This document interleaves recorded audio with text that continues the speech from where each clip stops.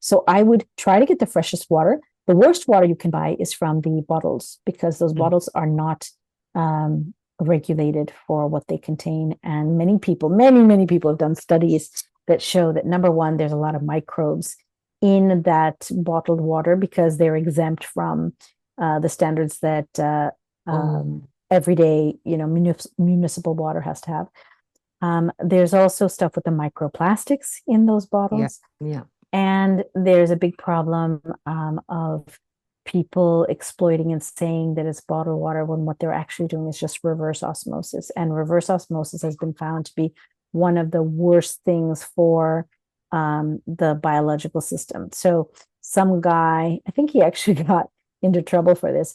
He said, okay, I'm going to have faucet water, I'm going to have rainwater, and I'm going to have reverse osmosis, clean, purified water. And they had 3 identical plants, and they just fed them the 3 different waters.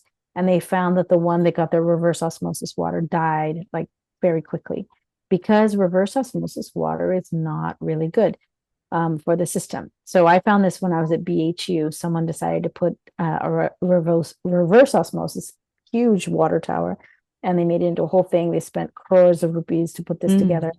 And the students started complaining like 2 years into having it installed that they were losing their hair, and there was algae growing around the tubes of those dispensers that came from the central water tower down into every building.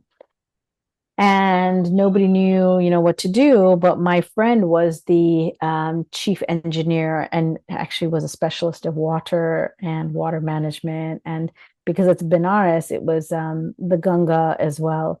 And so he went into and studying reverse osmosis and said, they deplete the crystalline structure of water that has minerals in it.